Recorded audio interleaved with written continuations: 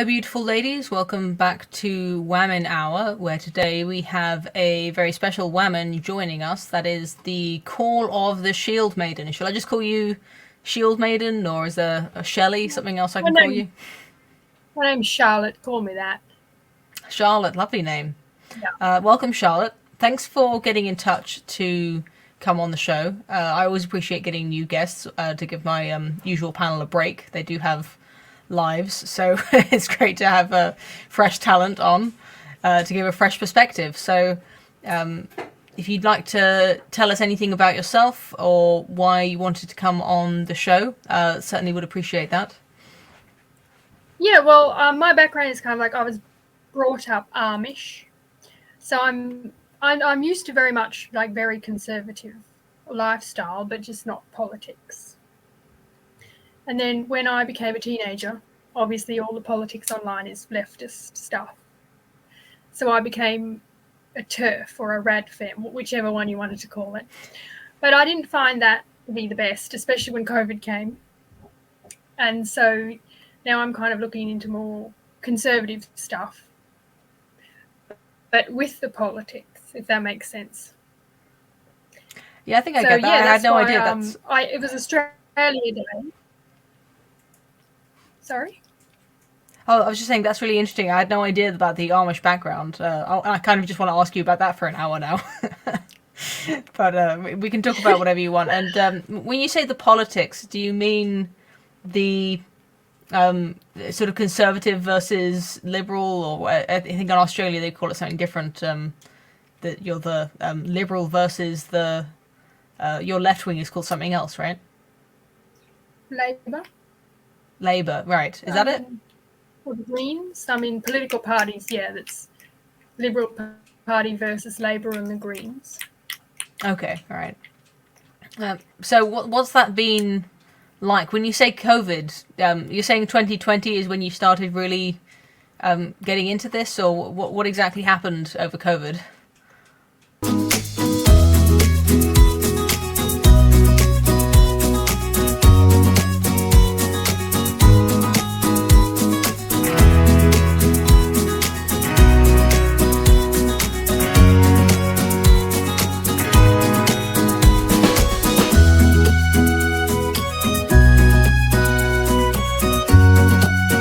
Thanks for explaining that. But you were in the middle of telling your story when I interrupted you, because like I said, I have a million questions about the Amish and Mennonite communities. Yeah. And if you have any other women who want to come on the show and talk about that sometime, I'd honestly be really fascinated. And about one day out of every week, I consider running away and joining one. So we'll have to. I'm sure I'm not the only one who wants to go live in a log cabin with a proper fire in the hearth. You just don't want to do laundry by hand. That's the hard part. Yeah, no, I don't want to do that. But I think I'd probably like doing it for about 2 weeks, perhaps. I don't know how I'd get through one load. It's just too labour intensive.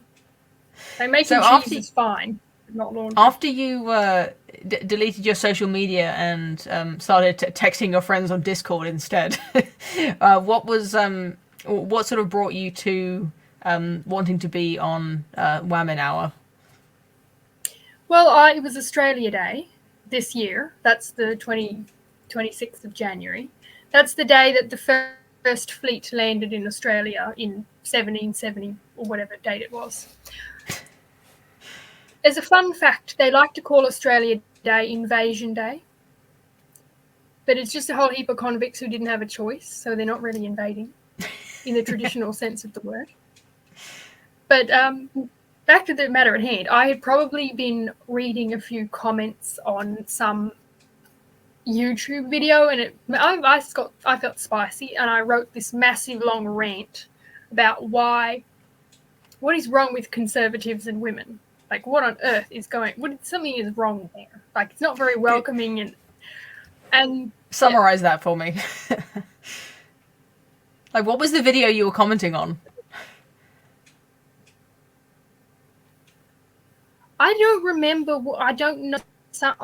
It was a fresh and fit thing. Okay, got it. Probably some other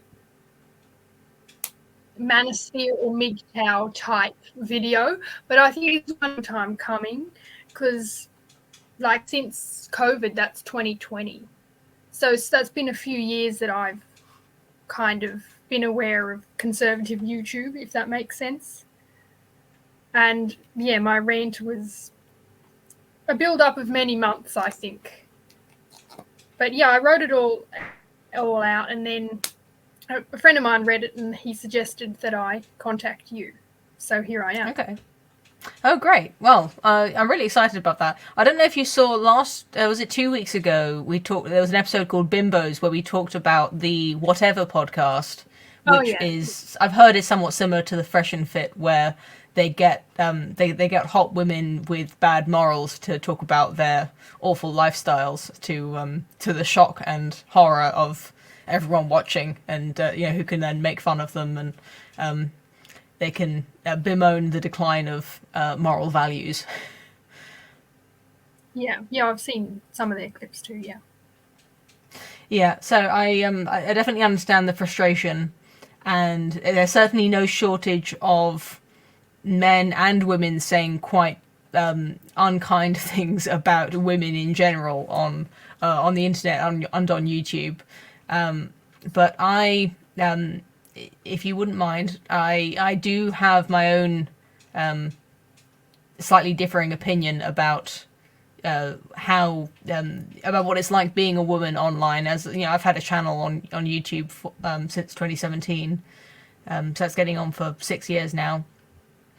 But I'm really interested to hear what your experience was and what your complaints are. What are your opinions about women and conservatives? So if you'd like to go ahead and give me the manifesto or the however much you'd like to say about that. Yeah, go ahead. I've tried to cut it down and make it a bit less ranty for ease of the listeners.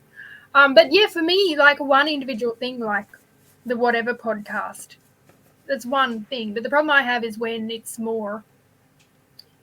other people doing it who you would think should be a bit more grown up and serious, if that makes sense. That kind of annoys me a lot. I haven't really have a list of names and YouTube channels who do it. My rant was more broadly speaking. But I do think there's a lot of spitefulness of women and femininity and how that is in society. And it kind of leads people to say really malicious things about women's biology and life choices. And one of the examples that I hear all the time is those masses of videos about older women being less fertile. And of course, women shouldn't be lied to about fertility, anything like that. But I've seen so much stuff all across from weirdos like the Whatever podcast to people who seem to be trying to take themselves seriously.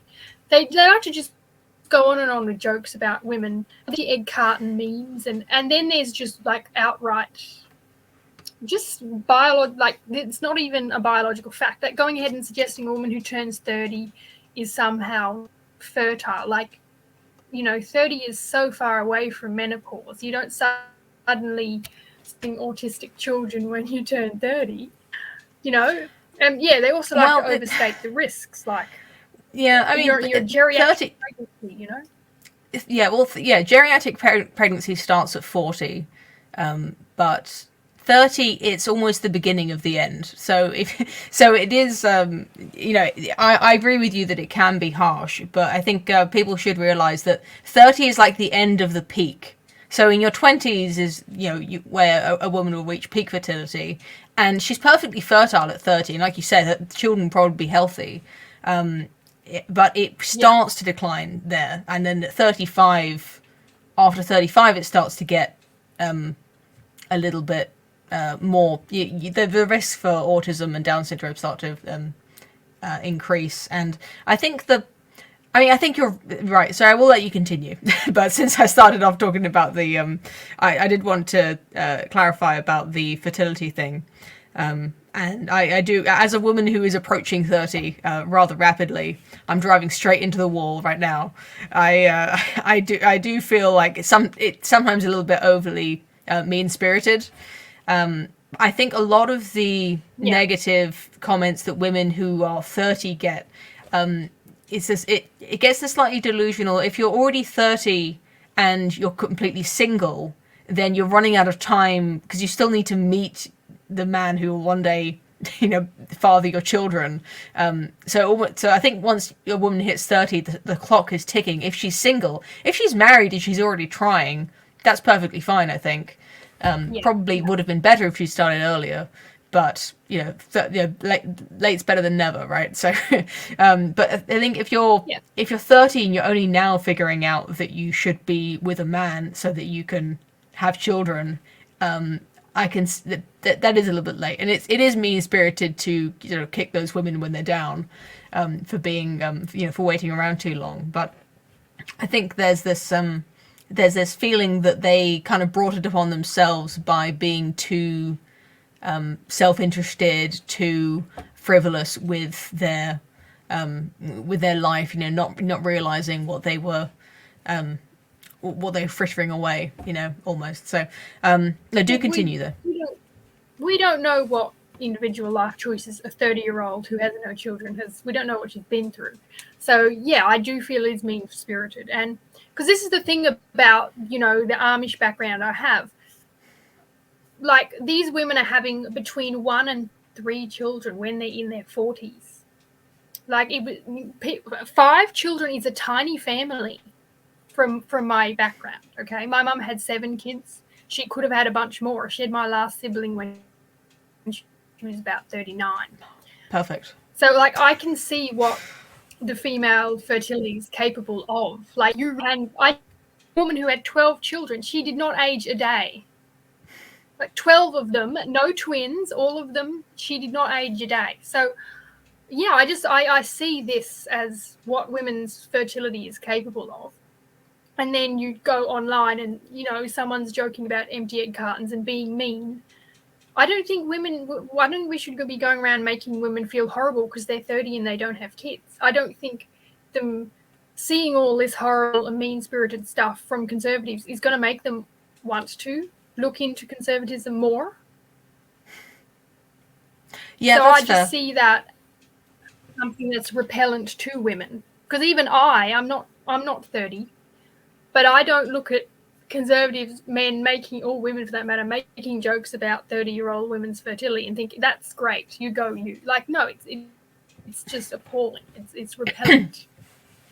There's something that I've had to come to terms with when it comes to men online, especially, and on the right, and just in general, often when men are talking about women, if they're talking to other men, I have to switch off that part of me that makes it feel like they're talking to me or about me, and I kind of have to visualize it like I'm pressing my ear to the locker room door, and these guys are just they're just joking around with their mates. Like, it's just guys talking to guys, when they don't think there are any women listening, and they say things that are pretty horrible that I would really feel very offended if they said that in my presence in real life. But I think in real life, men save that kind of talk for behind closed doors, where there's kind of an assumption that they are, they're overstating it, they're using hyperbole. And men kind of compete with each other to be the most crass and the most unfeeling. This kind of joking around, and it is quite shocking to women. And I don't think that men should talk that way about women in public. Honestly, I'd rather they didn't do it in public, but in private either. But like I'm saying, it's like that's their men's. They're just doing their men thing. Guys talking to guys. I really would not, if I had a son, I wouldn't like him talking about women that way. But, I don't feel like I don't think it's my place to start policing how guys talk to other guys when they're just having a good time. And, you don't know if these guys they're just joking about this stuff, and then they go to their, they could be married, and they have a brilliant relationship with their wife, and then, it's all just jokes, and, they're really gentle and loving to their wives, Yeah, all you're saying is correct. I agree. Men communicate differently, fine. But when this stuff is online and you want to attract women or anything, like attract women to conservative spaces at all, that's not doing it. And it doesn't really matter, like, if they're joking or not. It's like, this is what people see when they click on the video, and that is just not going to be attractive to women. Yeah, I think you're right. I guess that's kind of what I'm trying to do with my channel and with Wamen Hour. And there's the thing is that there's not just like one community. Like you can have these like fractal a community, a sub community within a community, and you often get these schisms where certain sides are at war with each other. And although don't try to start fights with anyone, I like to create a space that is the kind of conservative content that people can watch with their girlfriends if they are, if they'd like to talk to their girlfriends about politics. They don't want to hide their opinions. They want to have this I won't call it like a safe space, like it's a kind of safe for work content where because there's always space to add more to the internet. There's no limit to how many new places you can add, new channels, new sort of sub communities on Twitter and things. And of course there's always going to be some cross pollination, and you'll get people in my comment section who have these very crass things to say about women. And I think something I wanted to say about your comments, I just remembered, I think there is a certain sort of subset of men who are actively trying to push women out of their spaces, like out of the movement, out of their Twitter mentions. Like they actually want to force women to leave because they don't find women fun. They don't like to talk to women. Yeah. They don't want women there getting offended by what they say. So they'll just act as obnoxious as possible. They'll say the worst things about women to be like, to trial by fire. Any woman who might be watching is like, just leave. We don't want you. Like, we don't like women. I think that can create a problem. I think a lot of these guys who do this are single. I have male friends who do this, just a little bit. And it's not like I love that they do that, but I know that because I know that they are joking. It's almost like, if you're cool enough to be all right with the jokes, then you can stay in the clubhouse.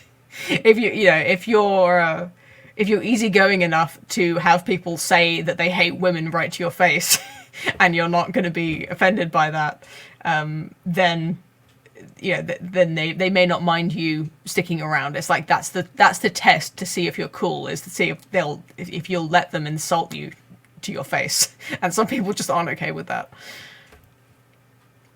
Do they accept you insulting them to their face? Sorry, no, me. So me as a woman, I have conservative friends who, like to joke about how misogynistic they are, how much they hate women. They share these fresh and fit clips.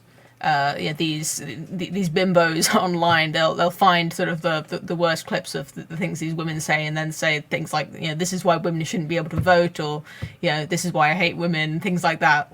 And it's not that I love that they say that, or that I think that's cool or funny, but it's just kind of it's just one of those things you have to weather if you want to stick around. And you can always just block those people if you're not all right with seeing things like that.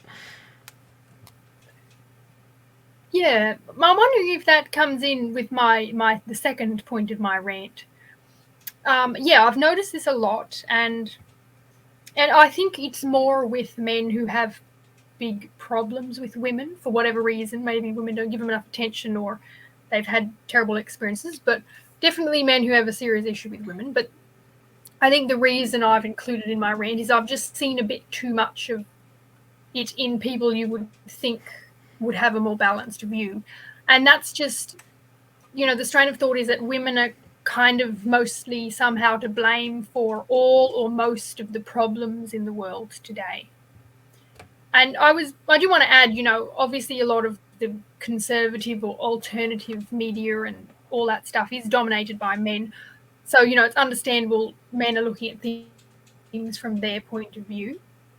But I just think it kind of goes too far. Like, I've even heard outright I don't understand this, but some people like to say women don't know how to love. It's only men who can truly, truly love. And I came across that a few years ago, and I still don't understand what that means. But yeah, there's other things, like often they like to go on and on about female promiscuity. But of course, we all know men have higher sex drives than women. So it doesn't really make sense for women to be the source of this when there's men who are more out there looking laid. Yeah. So yeah, those are two examples of the kind of thing that I've observed. Sorry, just remember what the first one is. I'll take them in order, but I can't. I did have something to say before. What was the first bit? Oh, the first one, you mean about men thinking women can't love? Oh yeah. So yeah, there was a few things there. So the first one was that women destroying civilization. That's definitely one I've heard, or that the feminization.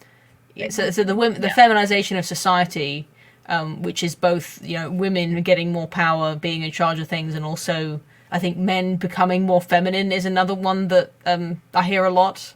That it's men being more feminine that's causing them to act like irrational, emotional women and not making good decisions. I definitely see that one somewhat. I also see women can't love. I have seen that.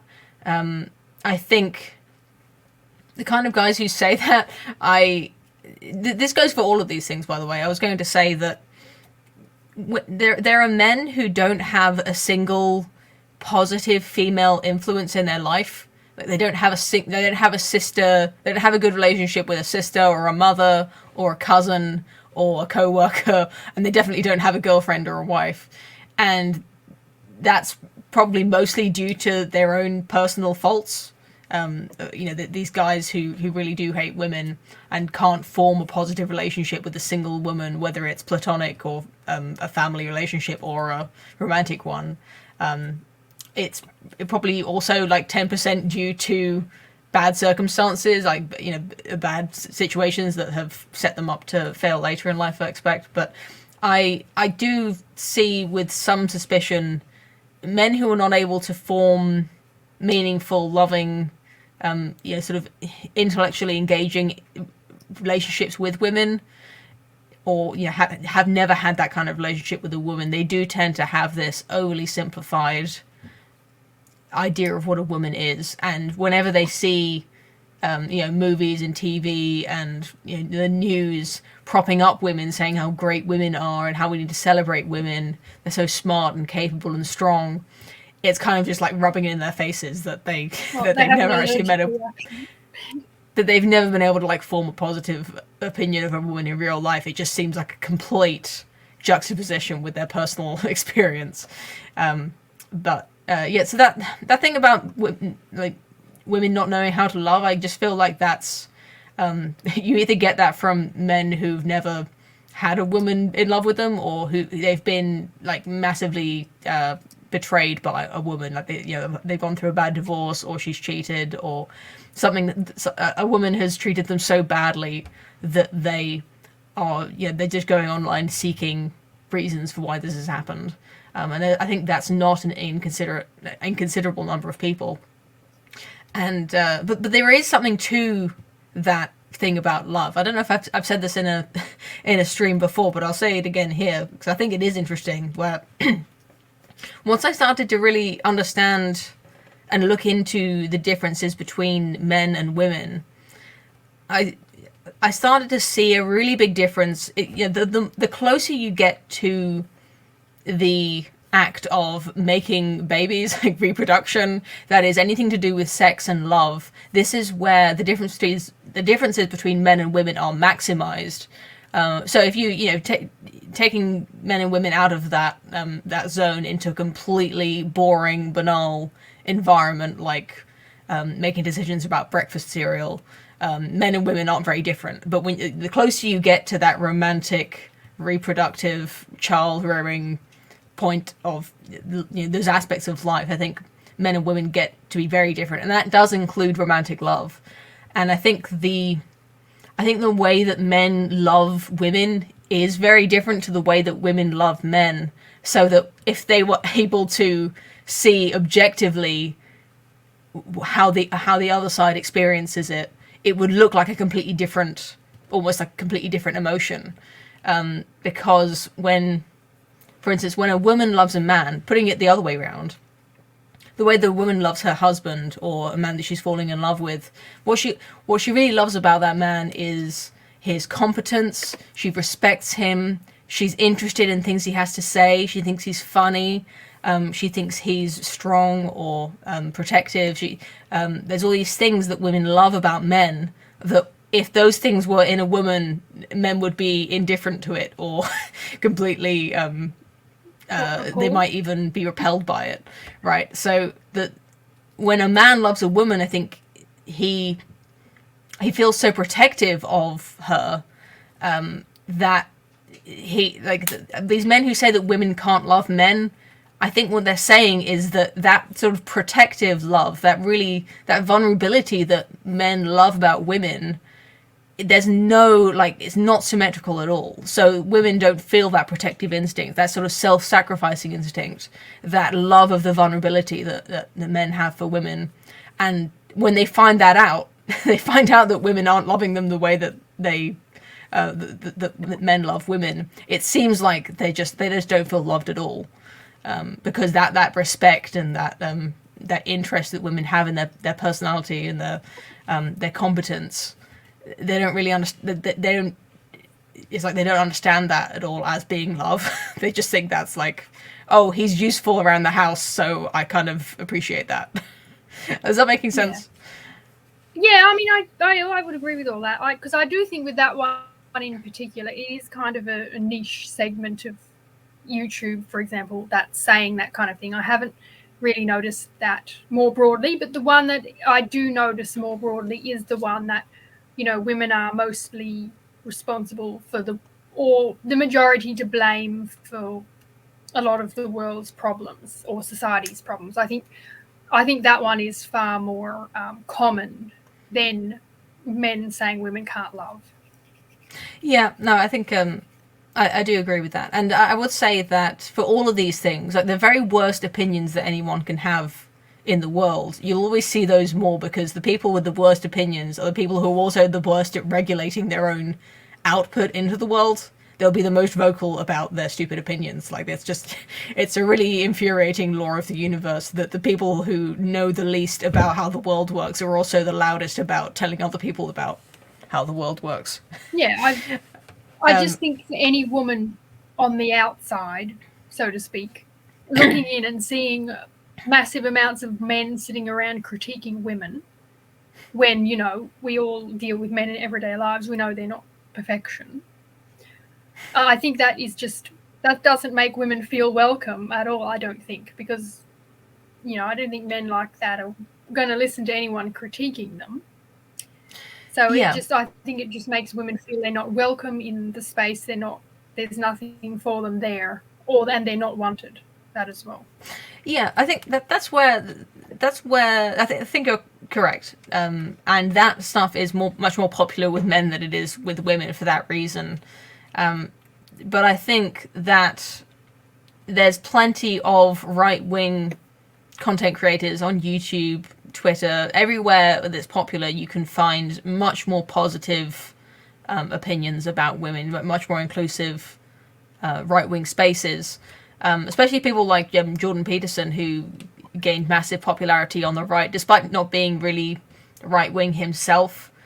He has a lot of... he has this really important role, I think, where he was dealing out a lot of this truth about male-female differences with none of the women hate thrown in. Like, he doesn't blame women for...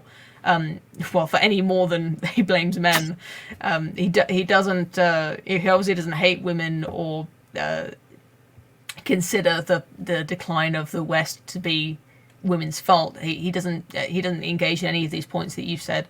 He's pretty fair-handed to men and to women, but it's important because he still understands the biological differences between men and women and male psychology and female psychology, and he doesn't sort of shy away from explaining those differences. And that's kind of what I try to what I'm trying to do on my channel as well.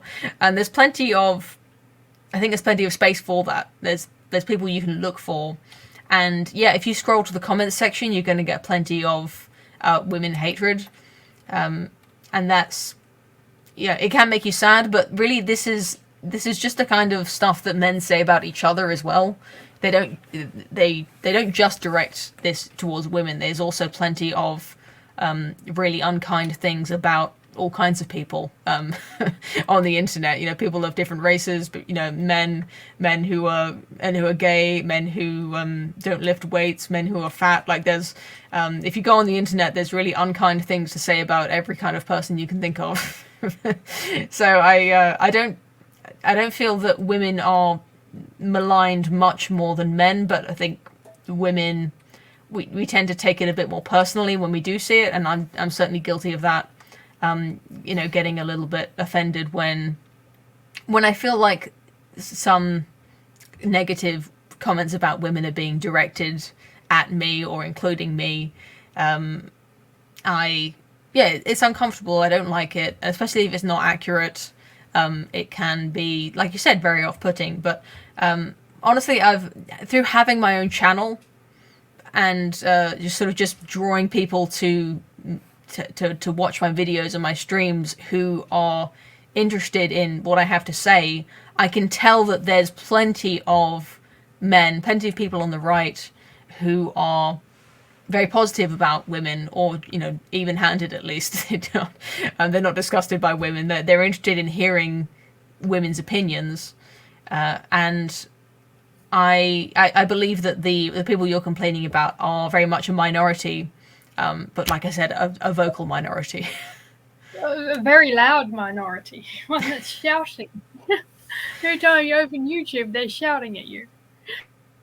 Yeah, that may be a problem with the kind of with the algorithm. They are. I suppose more to do with marketing. It's just because even with people who are more reasonable, I don't think they necessarily present their information well, even if what they're saying is truthful. Because I've just noticed far too much, you know, generalization of women, lumping women together, not specifying that, you know, there are exceptions to the case, that sort of thing. I know that's a bit vague, but, you know, I have literally been 5 minutes away from being a radical leftist myself. So I know you should be able to say exceptions don't make the rule and all that. But when you're listening to someone talking about women in a video about something and you're critiquing someone, like seeing those little things, like specifying there are exceptions to the rule and emphasizing that I'm not saying this because I hate women, that is what changes women's minds who are feeling like, I think when you're a leftist, you feel quite aggressive when you watch videos. So, you know, if you're going to try and change the mind of a woman who's feeling aggressive, coming across in a friendly way is going to do that more than just sitting around lumping women together and doing vast generalizations and all of that sort of thing. Yeah, there's definitely a problem with YouTube. You're just like doing a shotgun blast, right? You got your thoughts and ideas and you're just shooting it out, and the people that you have in mind for who's going to be watching may be completely different to the people who are actually watching, especially on the edge cases. Like, you can't make content for everyone or it ends up being for no one. So I think people sometimes get a bit too comfortable making these generalizations because they don't realize that they're maybe being watched by people who are feeling defensive, who they could be persuading. They're just making content, they're making videos, they're making arguments that work on people who already agree with them. because that is such a massive sort of echo chamber effect that you get on YouTube, where people will just watch you to hear you say the same things they already agree with, basically, which I think is a problem. And I think we always have to be conscious of the fact that there are people watching who don't agree with us, who are looking for a reasonable voice to listen to, to give them information they may not be aware of already. I'm often conscious when making my live streams and my videos that people like my mother and my mother-in-law are going to be watching it, so I can't just go off and be completely incomprehensible and make jokes that are too obscure and things like that. Or at least I'm trying to do that. No, I think that, it does sound good. And this, my next point is related to some of the things I think we've already talked about. Nuance is probably my last point. Yeah, I just don't think there's enough nuance in a lot of the conversations. And the big example that grinds my gears every time I continuously come across it online is people going on around women and the workforce. Because we all know throughout history, and yet I keep coming across these videos suggesting that women shouldn't work, women should be in the home.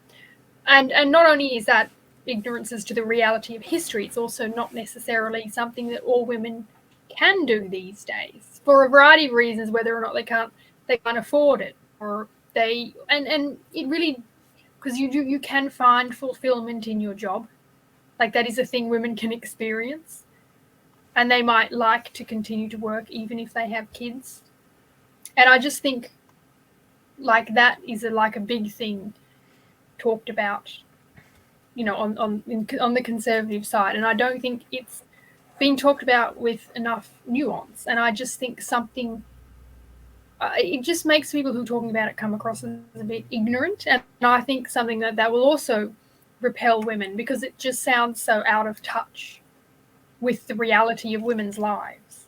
Like, why would you continue to listen to someone or watch other videos they put out or anything like that if someone's that out of touch? I know what you mean. I completely agree about being ahistorical about the role of women in work. This is an argument that I've had till I'm blue in the face. We're trying to make people understand that being a stay-at-home housewife is not the normal state of women. It's something that used to be reserved only for the absolute highest sort of aristocracy class, and that people used to live in basically most people used to live in poverty, and everyone who could work did work, including the children, the wives, the grandmothers, anyone who had working eyes and hands had to get as much income, do as much work into the house, and try to make income outside of the house as much as they could. It's something that really just does scream not having any understanding of history when people go on about this, as if the sort of housewife doing loads of laundry and making amazing meals is the normal state of things, when that's perhaps aspirational for many women who would like to do that. We live in a time when that kind of lifestyle can be really comforting, and for women who have children, many of them really love to be with their children, especially for the youngest years, where they grow up so fast and you just want to be with them for every moment. And they really do children really do benefit from that direct, like, those bonds that they create with people taking care of them. It's not something that you can just pass off on to someone else to do while the mother works, because the love that the child feels and the mother feels in return, it completely transforms that activity into something that's much more comfortable for both of them. So I think it's something that I feel really strongly about, is children being taken care of by their mothers, or by their by grandparents, or someone in the family, or at least someone who can give them lots of attention, who does form that attachment with them, even if they're not blood related. So yeah, I empathize with the people who people who have a really interesting career that they would like to pursue, but I think that there are actually not that many really interesting jobs that women, most jobs that women do are not that interesting and fulfilling compared to being with their children. But like you say, they have to do them because of their finances. So before women become mothers, they might have all these career aspirations where they say like, okay, well, maybe I'll take 6 months or a year of maternity leave and then I'm going back to their job. But then they end up doing it not because they actually like doing that, but because of their financial reasons. And there ends up being this, I think of it like almost like a misunderstanding where everyone thinks that these women are like, oh yeah, I love being an attorney or a doctor. And there's a few women like that, but most of them are not doing really interesting jobs. And they're just doing this stuff because they get free health, they get free childcare from the government, and they need to be making money to support them, to support their family, housing costs and just cost of living. Yeah, absolutely. And it's definitely a more complicated topic than a lot of so-called conservatives make it out to be. And I just think if you're a woman who doesn't have the ability or is not at the stage of their life where they can, I don't know, accept a bit of a disagreement, like if you're, because leftism, it's so hostile, and anything conservative is oppression. So you're on YouTube, you come across a video suggestion.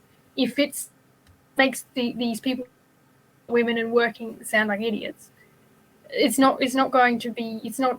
women aren't going to feel welcome there. Because I just think for women, that's such a big important thing, working and kids, and it shouldn't. I don't know why these people continuously say the same thing over and over again, despite the fact I've seen so much other discourse and conversations online about why sometimes women do have to work and how women have worked throughout history. It's just like these people keep repeating the same wrong point all the time. I think I know what you mean, yeah. I wonder if there are any videos that you've seen or people, personalities online, right-wing influencers or people who've written books, or what are some examples of where you think this has been done well, for the things that you found persuasive or that you think other women would find persuasive? Well, I know there's Mary Harrington. I thought she'd done an interview recently. I don't remember who it was with. And I know she's been getting around because of a new book. Different topic, but Louise Perry, she does.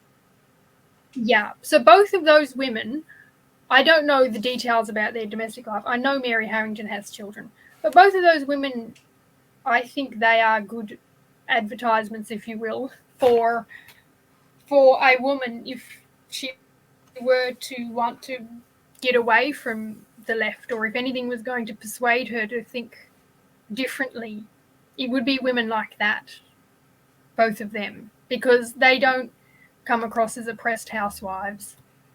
And at the same time, they're not raging about careers and being aggressive towards men. So, yeah, I just think, because, you have to view a woman as having self-respect in order for you to take her opinion seriously. That makes sense. And I think both of those women do that. Yeah, I think I don't think I'd call either of those women right wing. There's a thing. I think they're both sort of disenfranchised feminists. They're both sort of slightly homeless. I think you're right though, because the thing with the left is that you know what they always say, like the red pill moment, like when did you get red pilled? Because the whole sort of structure of beliefs of what you call like the left or the woke or socialism or whatever, like they're all this interconnected web of lies, things that aren't accurate, things that make people unhappy. Like there's just all these ideas that just don't work, and they're woven together like a hammock. And as soon as you start poking holes in, it doesn't matter where, just pick a place, whatever it is, like your first red pill, it starts to unwind the whole thing. It only takes like once you start noticing things, the whole thing starts to unweave. And so I even though I don't think of those women as being on the right, I think they're poking holes in the right places, and I think that's a really valuable thing to be doing. And I've made a video on my channel a few months ago. Go on. I was going to say, if people, other women who were actually on the right, actual conservatives, presented themselves like Louise Perry and Mary Harrington, then they would, I think, have the same ability to influence other women. Well, yeah, I'd hope so. There are women on the right. I follow pretty much every woman I see on Twitter. Like if they're female and they're not woke, like not SJW, I pretty much follow them. Even if I don't like them, if I like them, I just want to see, because of the show, I want to see what all women are saying. Basically, it can all be useful for content. Yeah. And there's like the Ann Coulter kind of character. There's this woman I follow called like the redheaded libertarian. Like for every single like mode of thought, there you can get like the hot like blow dried hair, like camera ready hot lady to talk about it. It's like there's for every single the left, the right, every permutation in between or otherwise. There's like there's always like a hot woman who's ready to like capitalize on being like the thought leader in that, being the hot lady for that mindset, for that political ideology. Well, I've never found a woman simply being physically attractive persuasive for me, because if you sound too dumb, then you just come across like a bimp, and I'm not going to be influenced by that. So if you want to like change women's minds, a woman needs to be a bit more than just physically attractive. You're right. It's a good first step, though. It's unfortunately people are really receptive to hot women, like men and women. They both are interested. Like all humans have our attention caught by pretty people, but especially pretty women. Both men and women it just draws the attention like a moth to a flame. It's like, what's going on over there? It depends. Like if they want to be influential, for me anyway, if I'm seeing a woman with an exceedingly low top on who's acting flirty towards a camera, I'm just going to think that she's trying to get male attention for her, to support her on Patreon or something. So I'm not really going to follow a woman like that, which means she's not going to influence me. I know what you mean. Yeah. As far as influencing women, doing too much of that is not influencing women. So it's it's a good point. I'm glad that it doesn't work on you, because unfortunately it does work on a lot of people. And it's often a lot of it's sort of fine vapid. Sorry, I think you're on a bit of a delay, so I sometimes talk over you. No, I was going to be arrogant and say if I wanted to look at attractive women, I would look at myself in the mirror. But nice, I like that confidence. I don't need to stare at them in the YouTube videos. Yeah, I've often someone has to find them attractive.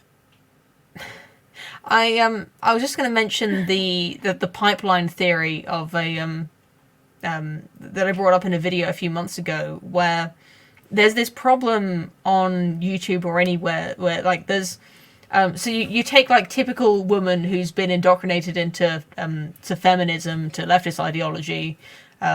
She's never seen anything outside of like Yas Queen, Girl Boss, Marvel movies, and just the absolute mainstream opinions about everything, and maybe like a sprinkling of like Virginia Woolf and some slightly more esoteric stuff. And I think you're absolutely correct that what like a normie woman is going to need to start poking holes in that is going to be something like Mary Harrington or Louise Perry, where they're just poking holes in acts like what she they has already a know. brain. They have a what? Sorry. A woman who acts like she has a brain, self-respect, and is absolutely going somewhere with her life. Yeah, but I think that there's also like they can't be too confrontational, like you said. They can't start going on the attack of that. They can't say anything that's too controversial or too what you might call extreme. Because if you challenge everything all at once, then people just think you're absolutely crazy, right? If you, yeah, I've heard someone say that you can only be a kook about one thing. Like you have to pretend to be completely normal about everything except for one thing, and then people will listen to you. Because it sounds like you're a person who's got yourself together, but you've just started noticing something wrong. And what often happens with the internet and also in general, where you get these, what they call like a gateway drug, like someone like a Louise Perry or a Mary Harrington, where they just start the work of crumbling the facade, right? They take the first few whacks, but it then, because of things like the YouTube algorithm, or getting involved in a certain Discord or certain Twitter spaces, you'll get linked, or they'll talk about people, or they'll go on shows with people where it becomes like an introduction, and you're suddenly exposed to many more voices who are saying things in addition to what you've already, maybe you agree with it and maybe you don't, but it's this kind of Wild West where you may stumble on something that is way more extreme than the thing that you initially were interested in, and it's just too much. Like it's too offensive. They're talking about things that you never heard before, that sound completely like you're being attacked, the things that sound completely hateful or just really disgusting, that someone else might see as completely reasonable, right? It's just I don't know if you're familiar with The Righteous Mind by Jonathan Haidt, where he talks a lot about sort of moral judgments, and I think it's really important to understand how people change their minds, because it doesn't often happen. The thing that usually happens is that people have an opinion, and then when that opinion is attacked, they feel hurt, like they get defensive. They want to defend the opinion that they have already and be consistent with that person they've been up to that point. They don't want to change their mind, and they just sort of dig in their heels even more. And so there's a kind of science or a certain art of rhetoric to trying to introduce people to new ideas without attacking the ideas they hold already. And it's a really slow process that can be completely ruined by these unsavory kind of individuals you're talking about, who are who introduce really hateful things like that. Maybe they're just joking, or maybe they're not, right? But you're absolutely correct that if you stumble onto that, then it's just going to seem like everyone here is a jerk. I don't want to hang out with these people. These are really hateful, disgusting ideas, and these people don't like me and they don't want me here. Yeah. But for me, like back to your earlier point, like one of the first women to influence me was actually Candace Owens. Like I don't really watch a lot of Daily Wire stuff, too American, but because womanhood is supposedly owned by the left, as is being black, and yet she's both of those, and is conservative, and not just conservative, but she's obviously conservative. So just seeing her existing, kind of, I don't know, my brain couldn't fully deal with it. In order to explain that, you have to go down the route of internalized misogyny and whatever they say about, I don't remember anymore the basically. internalized misogyny version for why black people would be conservative. There's an explanation for that, which I don't remember anymore. Well, that is why the Daily Wire pays Candace Owens. Like I've I have a pretty cynical opinion of the Daily Wire, where they know exactly what it looks like for people seeing Candace Owens saying what she's saying, or saying what the Daily Wire is paying her to say. Right? I'm not saying whether she believes what she says or not, but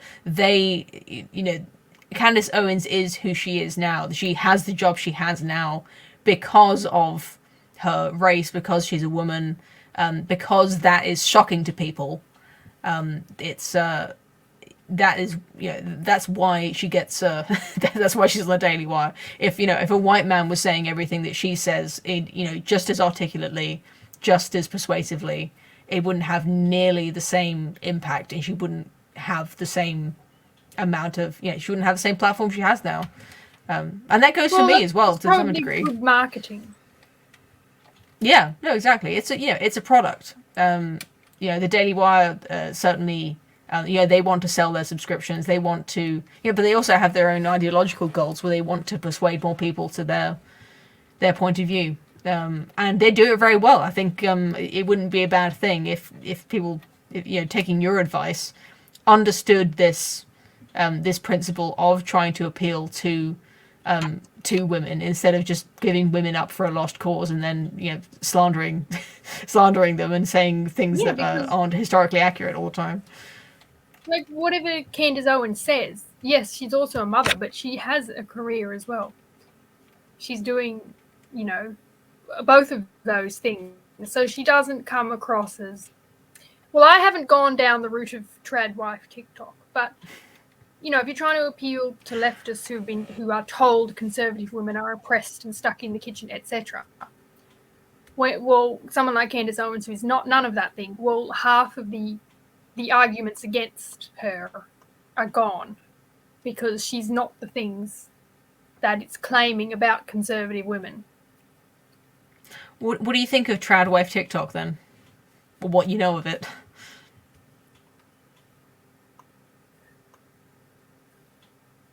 Well, I've kind of only seen a little bit. There's no need for me to get any kind of life advice from TikTok. But it just seems a bit weird and fake because, a lot of these women seem to be attractive. And are they not selling their attractiveness for views? No, you're absolutely correct. I completely agree. They're doing the same thing as any traditional elements involve not selling your looks. I would have thought any kind of Christian 101 is you as a woman do not sell your looks in any way, shape or form. But that's what they're doing. And I think, they're just commercializing everything. No, I completely agree. But my observation that I made on Twitter recently is that these women have noticed that the opinions are shifting, and whatever new form that this sort of political movement is taking, whether these women are right wing or not, I think they're probably not. But there's a shift in the perception of what it means to be a empowered woman with a rich, fulfilling life. And it's no longer just relegated to career, and these women have noticed that there's an interest there's a market for the trad wife lifestyle aesthetic, and they are aesthetic. Is it just yes, looks? It is just an aesthetic for them. But the fact that they're and empty. Yes, it is. But the fact that these shallow, empty, vapid, attention-seeking women are flocking to the trad wife aesthetic, I think, it's indicative of a cultural shift that has made that an aspirational lifestyle. Like they're pretending to be this thing because it's a cool thing to be. So they want to pretend to be the cool thing that is getting them attention. The fact that it's there's the cultural shift behind it. Yes, that's what I mean. I think it's on its own. The trad wife thing is a bit cringe and probably not the best thing for those women or for the people consuming the content. But it's indicative of a cultural shift that I'm more or less in favor of.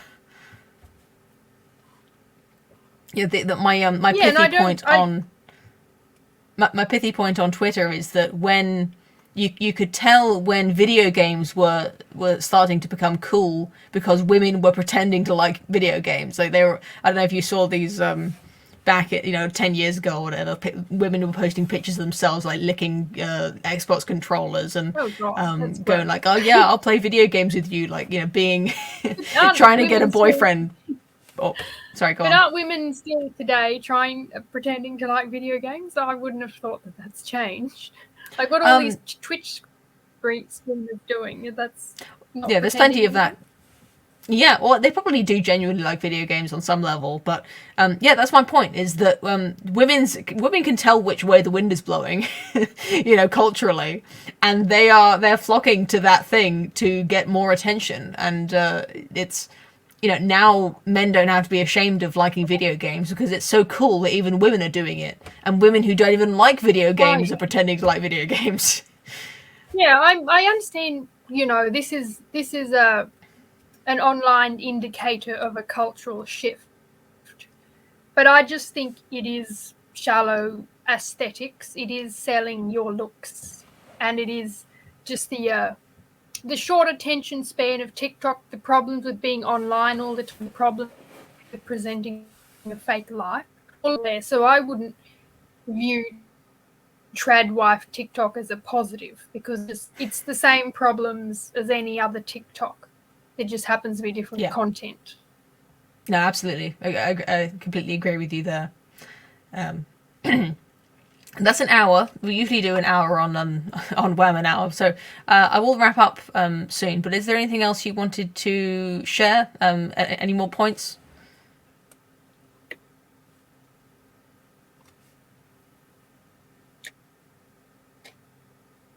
Well, my rant is something like 80. It was an enormous rant that I was on about.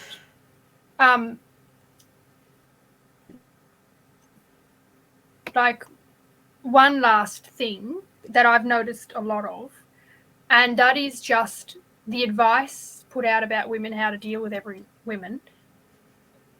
Often it's just awful, like abusive, or it's about how to control and use and abuse, and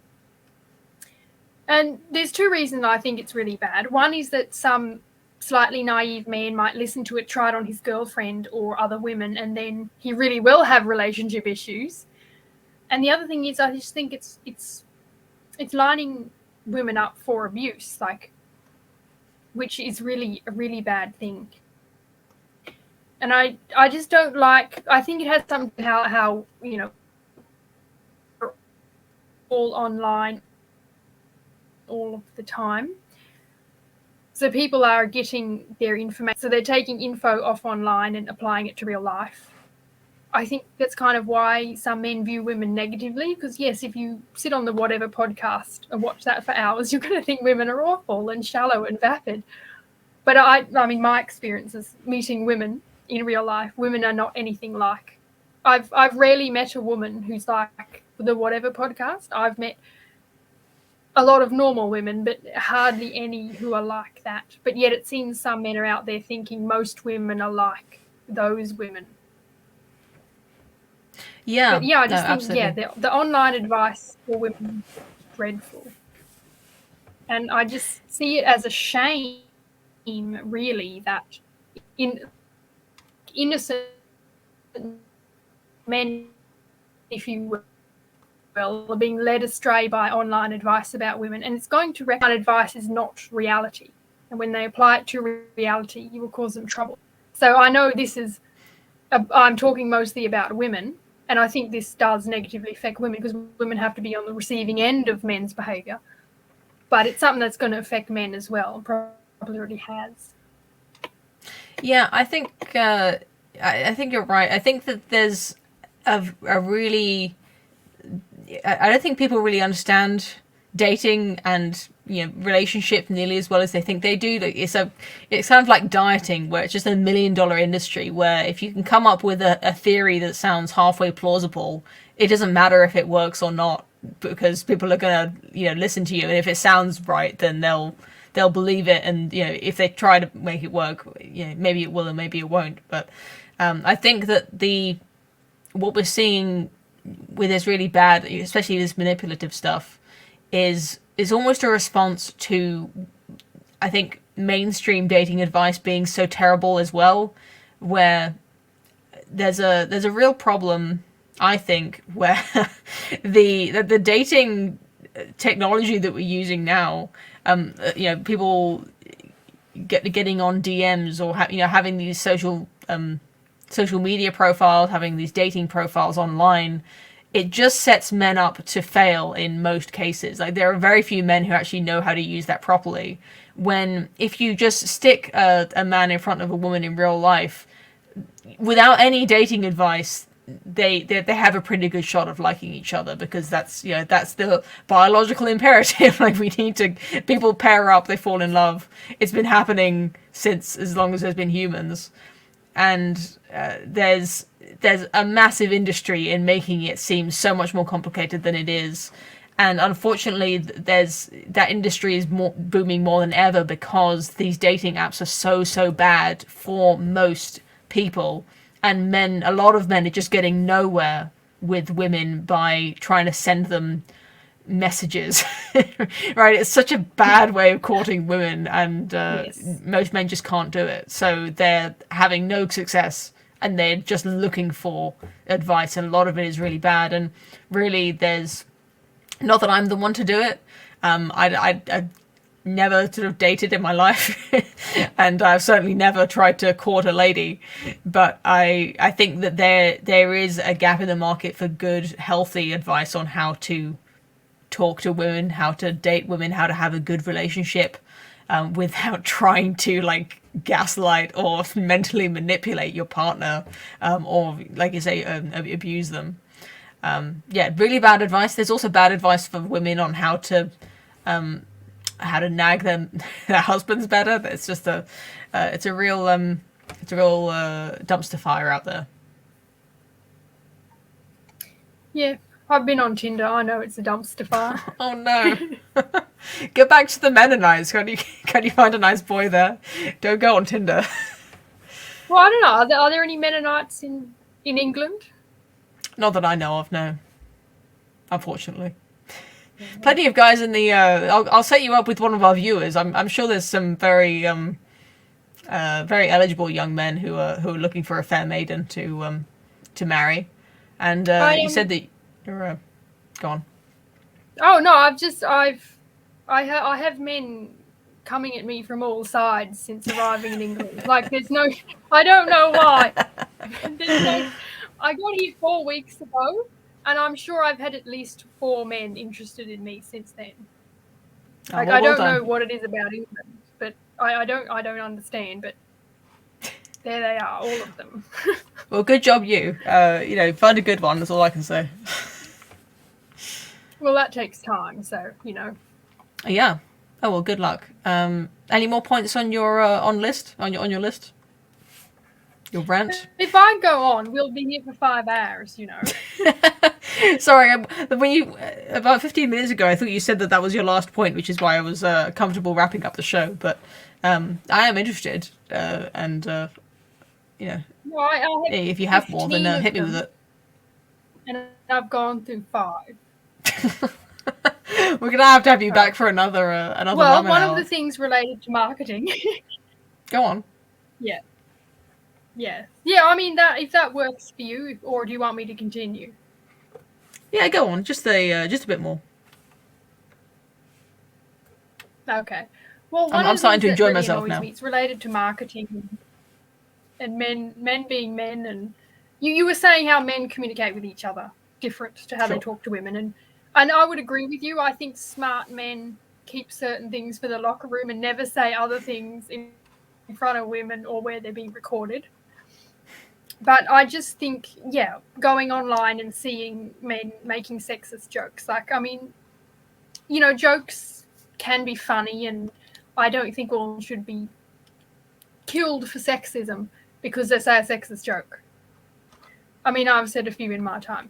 But the thing is that I just think when they're on all these sources of media and everything, and they're just saying these things, you tune in and there's dude cackling about women shouldn't vote. And then you move on. This video is entitled How Women Are Destroying the Workplace. And, you know, a lot of these people are trying to be comedians and they're trying to be funny. So they are trying to make jokes. But I just really think it really doesn't come across well. And I think the conservative or the right has a big problem with how they're perceived, and that this kind of content, I think it really does aid in making them look bad. And also, you know, the media can say whatever it wants about the right, but then you go on YouTube and you hear that kind of thing, and it makes what the media says true.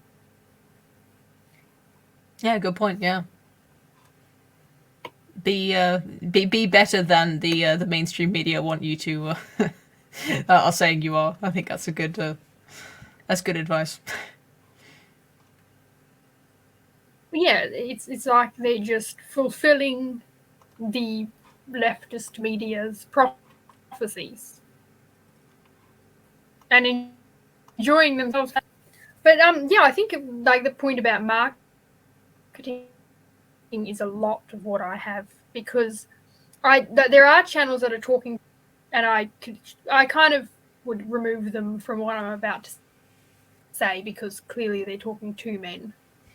But I think there are channels who come across more general, or they are talking to women, but when you as a woman click on them, it's like they're talking to the overwhelmingly male audience. And they're kind of talking about what women should be. And it's just really this really weird feeling when you're watching the and the person is talking as if they're talking to women, but then they switch back and forth between you ladies and women should. And it's just really, really strange to watch a video like that. Because I think I know a lot of conservative groups they have male-dominated audiences, but I just think it's really a bad look when they do that kind of thing. No, that's a good point. Have you ever seen a video by Abby Shapiro, by the way? Ben Shapiro's sister?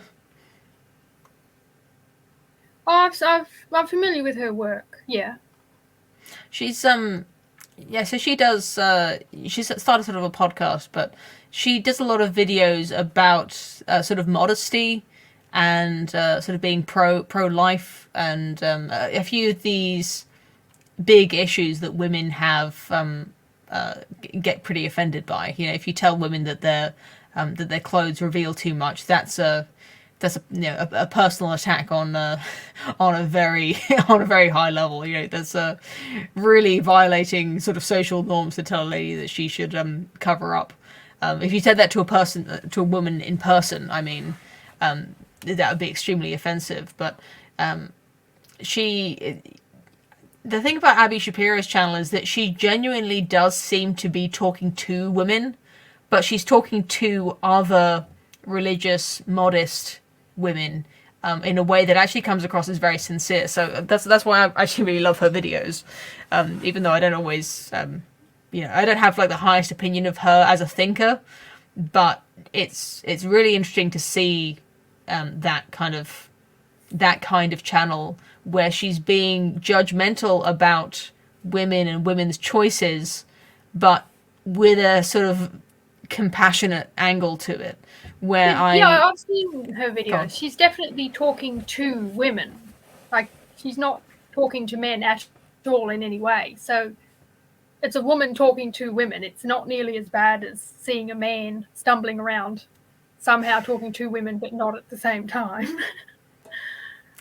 Yeah, so for a long time I had a difficult time with being what a lot of people call judgmental, which is what was considered these days to be a really bad sin, right?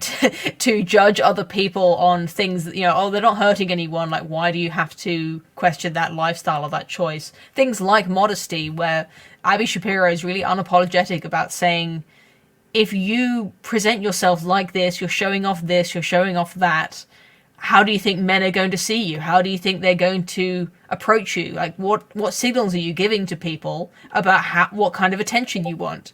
Being really just sort of forthright about modesty in a way that's sincerely for the benefit of women. Like, just talking to women, saying, like, what do you want out of life? Is this the outfit you really want to be wearing?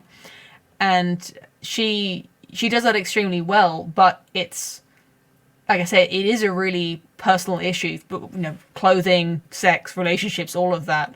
And it does take a certain amount of courage for women to say, you shouldn't do that. Like, it's actually it's like the biggest sin in the modern world is to tell people that they should not be doing something that makes them feel empowered or whatever, like to in any way limit their freedom of expression by saying that some things are better than, acting a certain way is better than acting any other way. Yeah, I kind of have both opinions on clothing, because I cover myself more now than I used to, because I went through a goth phase and I really like the Victorian goth look. And I also, in Australia, you'll go bright red if you're in the sun for too long. And I hate putting sunscreen on. So I thought, well, I'm just going to cover myself and then I won't have to wear sunscreen. And I just think sometimes it's more comfortable to be wearing more clothes. You don't have to worry about anything gaping or your bra straps showing, or in my on sunscreen. And over here now I'm in England, freezing to death. Yeah, you need to cover up with it. Australia, it was 35 degree humidity, and I get over here and it's snowing a few days later. So nice. Yeah, but then on the other hand, if Muslim women go around and talk about how hijabs or covering their faces completely are empowering, like I don't fully buy it. So I'm kind of, I could talk about clothes all day. I did sew a whole wardrobe. So. Wonderful. Yeah, I'd love to have you back to talk about clothes. Yeah, the hijab's an interesting one. Did you ever see anyone talking about how the face masks during COVID were somehow a bit freeing, because to not have your face looked at and judged is a big relief for some women, just to remove that whole anxiety about wearing enough makeup or presenting your facial expression in a certain way. That women are very aware of being judged by their faces, and so in a culture, either talking about Islam or in when we were doing the mask thing, actually a lot of women find that it genuinely is a relief to cover our faces when we spend so much time thinking about how we're being seen and how we're coming across, and just being able to be almost anonymous and just go around like a ghost, like no one's looking at us, no one can see us, to just be, just to get on with it. There is a certain percentage of the population, I think, who do genuinely appreciate that. Unfortunately for the rest, when they try to impose it on everyone else. I prefer to be a bit arrogant. Like, this is my face and you will look at it. Brilliant. How many more points do you want me to go through? Like, I don't want to take up too much time or anything. Let's have one more. Pick a good one. Okay.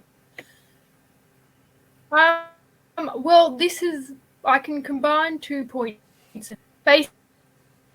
Basically, like clicked on a video and it was a podcast, and there's a woman on there, and then there's men on there as well, and then the men are interrupting her and they're all talking loudly and aggressively to each other, and I'm trying to listen to what this woman is saying because she's a fellow woman and I want to hear her opinion. But these men are loudly babbling over this woman. That's like one thing. But also with other podcasts, there's often just a lack of understanding of women and women's lives. So it's like some men step out of a dungeon, do their podcast about what's wrong with women today, and then go back in. And I'm here as a woman. Then it's not making sense. Outdated statistics and data from the 1900s is what they're using.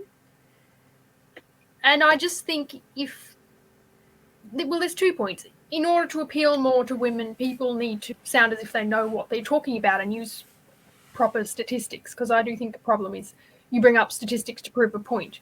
But if you're using a statistics from the 1980s, it's not necessarily representative of your 20 or 30-year-old viewer.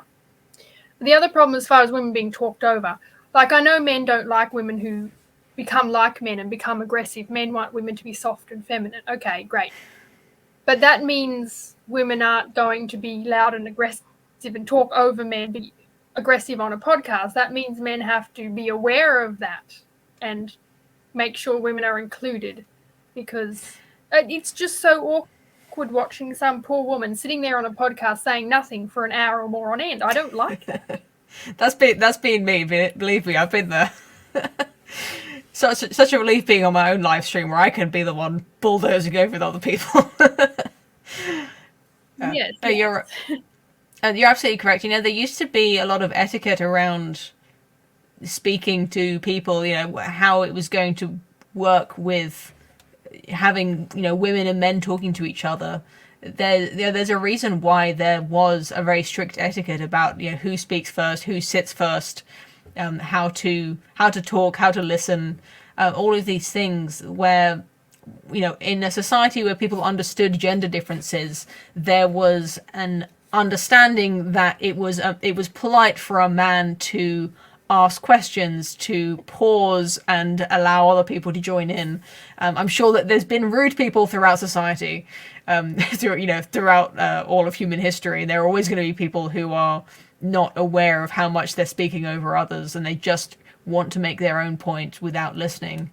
And that they will, whether it's a man or a woman, that person will always dominate the conversation and be a little bit of a bore, unfortunately. But I also think that the platforms like YouTube attract these kinds of personalities, these extroverted, very verbose people who can talk off the top of their heads at a loud volume. So what you'll often get is when you have a live stream, when you pile all those people in together, it's a complete brawl of everyone trying to get their word in, because they're all extremely extroverted, chatty people.